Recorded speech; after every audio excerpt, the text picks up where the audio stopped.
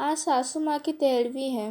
मेहमानों के बीच उदासी ओढ़कर नकली आंसू बहाते हुए बहू संजना अब उकता गई है। एक ननद को छोड़कर बाकी सभी मेहमान जा चुके थे।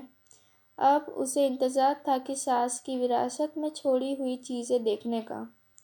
उनकी अलमीरा की चाबी की जानकारी केवल ननद मीना को ही थी। उसने सबके सामने अलमीरा खोली। सामने ही लॉकर की चाबी और एक कागज़ का पुर्जा पड़ा था। मीना ने माँ का लिखा हुआ संदेश पढ़ा। माँ ने अपने जेवर इकलौती पोती और बेटी के नाम किए थे। कैश रुपए पर बेटे का अधिकार था। उनके सभी नए पुराने कपड़े गरीब महिलाओं में बांटे दिए जाने का जिक्र था।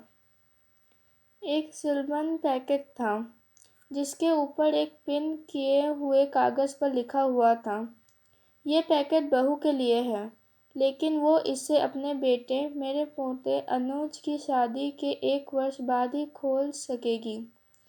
मेरी अंतिम इच्छा के अनुसार अब तक ये बैंक के लॉकर में रख दिया जाए। बेटे ने वह पैकेट बैंक के लॉकर में रखवा दिया। दिन गुजरते गए। 6 महीने बाद अनुज की शादी हो गई। सगाई पहले ही हो चुकी थी। बहू आराधना के घर में आते ही संजना ने कुछ राहत महसूस की। अब वो अपना ध्यान अपने पति और अपने स्वास्थ्य पर ही देना चाहती थी। वह बात बात पर बहू को निर्देश देती, लेकिन आराधना उसके कहे को एक कान से सुनकर दूसरे कान से झटक देती। सास की कही हर बात का उल्टा जवाब देती। धीरे धीरे उसने सास को रसोइये से बेदखल कर दिया। समय गुजरता रहा और संजना हालत से समझौता करती गई।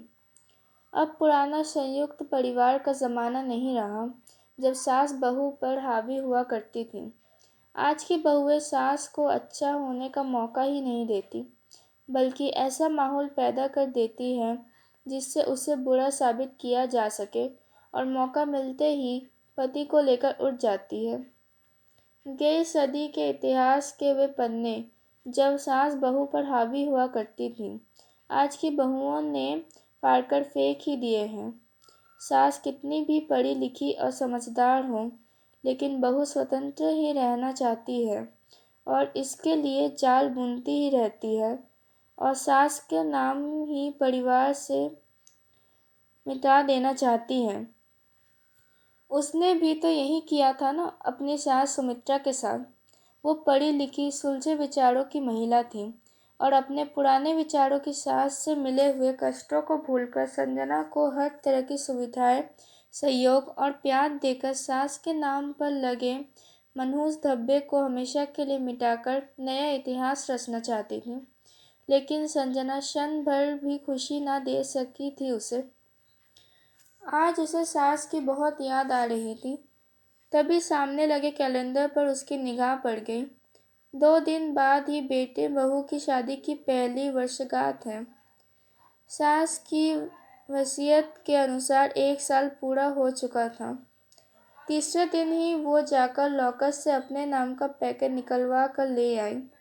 मन में उथल पुथल मची हुई थी कि आखिर उसे सास ने क्या दिया होगा। बेटे बहू के इधर उधर होते ही उसने वो पैकेट खोल दिया। अंदर सास के तय किए हुए लगभग 1 दर्जन पुराने रुमाल थे और एक दूसरा पैकेट भी था। देखकर अचानक उसकी आंखें एक सवाल लिए सिकुड़ गई। साथ ही पिन किए हुए कागज़ पर लिखे शब्द पढ़ने लगी।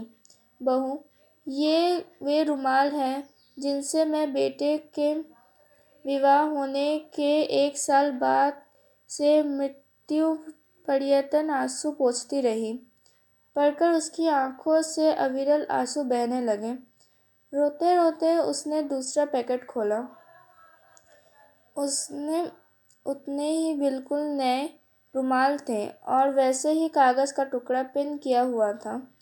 उसे कहीं से सास की आवाज़ सुनाई दी, बहू, रो रही हो ना? ये रुमाल तुम्हें अपनी अंतिम सांस तक आंसू पोंछने के काम आएंगे। और उसने एक रुमाल उठाकर अपने आंसू पोंछ लिए।